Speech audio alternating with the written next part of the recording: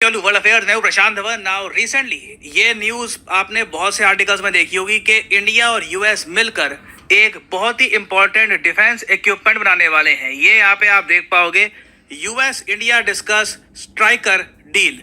Now देखो, इस topic के बारे में बहुत सारे आर्टिकल लिखे गए हैं।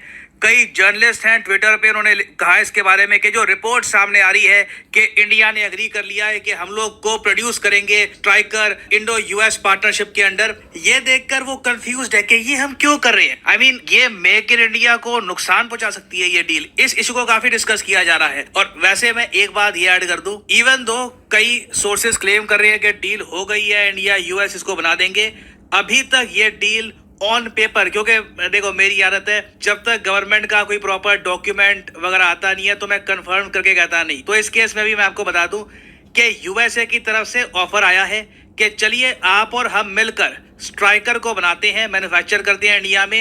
इंडिया ने इंटरेस्ट शो थोड़ा बहुत किया है, बट डील फाइनलाइज अभी तक नहीं हुई है। अभी इसका प्रोसेस काफी लंबा चलेगा। मगर मेन कंसर्न इंडिया में इस बात को लेकर है कि अगर इंडिया ये यूएस बेस्ड जो ये आर्मर्ड व्हीकल है स्ट्राइकर, इस पर ज्यादा फोकस करेगा, इसको परचेज करना स्टार्ट कर देगा, चाहे इंडिया में भी इसकी थोड़ी बहुत असेंबली हो या फिर कुछ पार्ट्स इसके इंडिया में भी बने, तो इंडिया की जो कंपनीज है प्राइमरली महिंद्रा और टाटा ग्रुप, इनको काफी नुकसान होने वाला है। अब मुझे पता है यहाँ पे आपके बहुत से क्वेश्चन होंगे कि स्ट्राइकर है क्या, अचानक से ये बातचीत कब स्टार्ट हो गई। सब कुछ समझाता हूँ आपको सरल भाषा में। सबसे पहले जानते हैं कि स्ट्राइकर क्या है। देखिए, डिफेंस के फील्ड में एक टर्मिनोलॉजी होती है आर्मर्ड फाइटिंग व्हीकल। नाम बहुत ही सिंपल है, एक ऐसा व्हीकल जो लड़ सकता है और उस पर एक आर्मर चढ़ा हुआ है जो उसकी रक्षा करेगा। आर्मर्ड फाइटिंग व्हीकल कुछ भी हो सकता है, ये टैंक्स हो सकते हैं। जी हाँ, टैंक्स भी टेक्निकली आप अगर देखो तो AFV की कैटेगरी में आते हैं। हालांकि आज के समय टैंक्स को हम अलग ही रखते हैं, क्योंकि टैंक्स में जो आर्मर चढ़ता है वो अलग ही लेवल का होता है। यूजुअली आर्मर्ड फाइटिंग व्हीकल्स ज्यादा फास्ट होते हैं, टैंक जितना उन पर आर्मर होता नहीं है, और वो अटैक कर सकते हैं। और जो ये स्ट्राइकर नाम यहाँ पे आप देख रहे हो ना, ये एक US made armoured fighting vehicle है। यहाँ पे आप देख पाएंगे इसकी फोटो, ये है स्ट्राइकर। इसके 8 टायर होते हैं और ओवर द इयर्स कई बार इसको बैटल्स में इस्तेमाल भी किया जा चुका है। अगर आप करंट अफेयर्स को प्रॉपर्ली फॉलो करते हैं तो आपने नोटिस किया होगा कि यूक्रेन रशिया वॉर में भी ना पश्चिमी देशों ने स्ट्राइकर को सप्लाई किया है यूक्रेनियन मिलिट्री को, और यूक्रेनियंस ने इसको इस्तेमाल भी किया है अगेंस्ट रशियंस। यहाँ पे आप देख पाओगे, न्यूयॉर्क टाइम्स का आपको आर्टिकल दिख जाएगा। यहाँ पर लिखा है, what are Stryker vehicles and why is the Pentagon sending them to Ukraine. Now Ukraine में इनको भेजा गया है। इनिशियली वैसे मैं आपको बताऊं, कुछ लोगों को शक था कि क्या रशियन मिलिट्री के सामने स्ट्राइकर टिक पाएगा, स्पेशली सिंस यूक्रेनियंस इनको यूज कर रहे होंगे। यूक्रेनियन सोल्जर्स को इतना जरा एक्सपीरियंस है नहीं, बट सरप्राइजिंगली मैं आपको बता दूं, स्ट्राइकर ने अभी के लिए काफी अच्छी परफॉर्मेंस दिखाई है। स्ट्राइकर की देखिए खास बात यह है कि पहली बात तो इससे आप अटैक कर सकते हैं।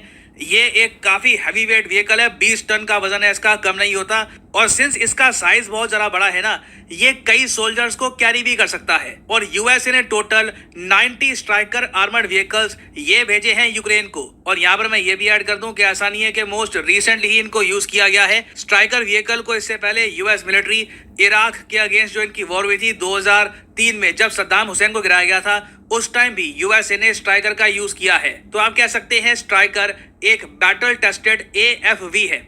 नाउ यूएसए की तरफ से जो ऑफर की बात की जा रही है, बाय द वे आपको पता होगा रिसेंटली 2+2 मीटिंग हुई है भारत और यूएसए के बीच में। यूएसए के डिफेंस सेक्रेटरी लॉयड ऑस्टिन और secretary of state Anthony Blinken ये आए भारत में, और भारत में ये मिले डॉक्टर अजय जयशंकर और राजनाथ सिंह जी से। और इस मीटिंग में बताया जा रहा है कि यूएसए की तरफ से प्रस्ताव आया कि चलिए स्ट्राइकर जो ये आर्मर्ड व्हीकल है इसकी डील करते हैं। और इवन दो अभी तक इस पर दोनों ने कोई ऑफिशियल स्टेटमेंट दी नहीं है, मीडिया ये क्लेम कर रहा है कि यूएसए ने कहा है कि हम को प्रोड्यूस करेंगे इस आर्मर्ड व्हीकल को इंडिया के साथ विद एन एक्सपोर्ट ऑप्शन। तो पहली बात तो ये क्लियर हो जाती है कि इंडिया डायरेक्टली ये जो व्हीकल है ये परचेज नहीं करेगा यूएसए से। इसमें को प्रोडक्शन की ऑप्शन होगी, कुछ इसके पार्ट्स बनेंगे यूएसए में, उसकी शायद असेंबली करेंगे इंडिया में या फिर कुछ पार्ट्स मैन्युफैक्चर करेंगे, इसके डिटेल्स आने बाकी हैं। बट आप कह लीजिए इसमें कुछ ना कुछ मेक इन इंडिया का भी कंपोनेंट रहने वाला है। और यहाँ पर मैंने जो एक बात बोली है ना एक्सपोर्ट ऑप्शन की, देखो एक पॉसिबिलिटी ये है कि यूएस और इंडिया इस व्हीकल को को प्रोड्यूस करके इंडिया से एक्सपोर्ट करे बाकी कंट्रीज को। यूएसए की तरफ से बताया जा रहा है, ये जो स्टेटमेंट है लगातार आ रही है कि सप्लाई चेन्स को स्ट्रॉन्ग करना है, हमको इंटर ऑपरेबिलिटी को स्ट्रॉन्ग करना है। तो उसमें बिल्कुल एक पॉसिबिलिटी ये भी है कि अफ्रीका और इवन एशिया में जो और कई कंट्रीज हैं उनको अगर ये आर्मर व्हीकल चाहिए तो इंडिया में फाइनली ये असेंबल होके या फिर मैन्युफैक्चर होके वहां पर पहुंच सकती है। अब यहाँ पे आपका एक बहुत ही ऑब्वियस सवाल आएगा कि अच्छा ठीक है, अगर ये सब बातें यूएस ऑफर कर रहा है, इसमें मेक इन इंडिया का भी कंपोनेंट मोस्ट प्रोबेबली होगा, तो हमें प्रॉब्लम क्या है इस पूरे ऑफर से? देखो मेन इशू यही है कि महिंद्रा और टाटा ग्रुप दोनों अपने अपने तरीके से ना डीआरडीओ के साथ मिलकर इस टाइप का जो व्हीकल है ये भारतीय सेना के लिए बना चुके हैं। जो टाटा ग्रुप का व्हीकल है ये पहले मैं आपको दिखाता ना, यहाँ पे आप देख पाओगे ये है टाटा कैस्ट्रेल। ये वैसे एक AFV है मगर टेक्निकली इसको कहा जाता है एक इन्फेंट्री प्रोटेक्टेड मोबिलिटी व्हीकल। यहाँ पे आप देख पाओगे इस पे टाटा का भी आपको ब्रांडिंग मिल जाएगी और DRDO का भी आपको लोगो दिख जाएगा। DRDO और टाटा ने मिलकर इसको किया कंस्ट्रक्ट और भारतीय सेना आज के समय इसको इस्तेमाल भी कर रही है। अब देखिए मैं आर्मी में नहीं हूँ, ठीक है ना, मैंने कभी ये व्हीकल चलाया है, मुझे पता नहीं कि इस व्हीकल की परफॉर्मेंस क्या है, क्या इशूज हैं यहाँ पर क्या है, बट क्लियरली अगर विचार हो रहा है कि हम लोग यूएसए का जो स्ट्राइकर है ये परचेज करेंगे तो हो सकता है टाटा कैस्ट्रेल के कुछ परफॉर्मेंस रिलेटेड इश्यूज हो या फिर अब इसके और अपडेटेड वर्जन की गुंजाइश हो, हम अभी के लिए एज्यूम ही कर सकते हैं। बट एज एन इंडियन देखो पिछले कुछ सालों में एक चीज ये हुई है, हमें ना बहुत ज्यादा एंथुजियाज्म, बहुत ज्यादा एक इंटरेस्ट आ गया है मेक इन इंडिया इनिशिएटिव में। हमें खुशी मिलती है ये देखकर कि हम इंडिया में खुद तेजस फाइटर जेट बना पा रहे हैं। हमें खुशी होती है देखकर कि हम हावर्ट्जर जैसी जो आर्टिलरी गन्स हैं इंडिया में मैन्युफैक्चर कर पा रहे हैं, वो भी बहुत ज्यादा अच्छी क्वालिटी की। तो AFV के मामले में जब हमारी खुद की कंपनियां DRDO के साथ मिलकर डिफेंस इक्विपमेंट बना चुकी है और इसमें लंबा टाइम लगा है, DRDO के रिसोर्सेज लगे हैं, प्राइवेट कंपनीज ने बहुत सारा पैसा खर्चा है, उसके बाद जो आप कह लीजिए असली डील है, जो मेन पैसा है ये यूएस ले जाए स्ट्राइकर वाली डील के साथ, देखकर दुख लगता है। बट अगेन सबसे ज्यादा ऊंची प्रायोरिटी क्या है? देश की रक्षा।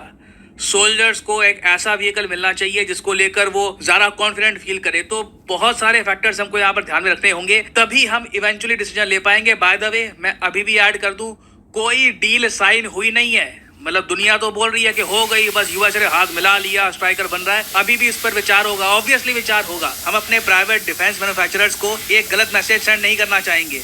आई थिंक एक बहुत अच्छा ऑप्शन ये हो सकता है कि हम टाटा ग्रुप, महिंद्रा ग्रुप और यूएसए की जो कंपनी है जो स्ट्राइकर को मैन्युफैक्चर करती है, यहाँ पे आप देख पाएंगे general dynamics, land systems, Canada arm, इनको साथ में लेकर अगर हम बना पाते हैं स्ट्राइकर को, दैट विल बी वंडरफुल। इससे मेरे हिसाब से बहुत ज्यादा फायदा मिलेगा सबको। बट देखना होगा इवेंचुअली होता क्या है। अभी के लिए मेरा मानना यह है कि मेरी एक्सप्लेनेशन के बाद आपको क्लैरिटी मिल गई होगी कि ये स्ट्राइकर है क्या। ये आर्टिकल में स्ट्राइकर दिख रहा है, इसकी कहानी क्या है, इसको लेकर कई लोग चिंतित क्यों हैं। तो इस टॉपिक से रिलेटेड देखिए आपका ओपिनियन क्या है, मैं जानना चाहूंगा कि आपका व्यू पॉइंट क्या है, इंडिया को इवेंचुअली क्या करना चाहिए। लिखेगा इसके बारे में कमेंट सेक्शन में। अगर आपका आंसर काफी इन डेप्थ कॉम्प्रिहेंसिव हुआ तो मैं कोशिश करूंगा कि आपके आंसर को पिन कर दिया जाए in the comment section below, ताकि बाकी लोग भी आपके आंसर को देख पाएं।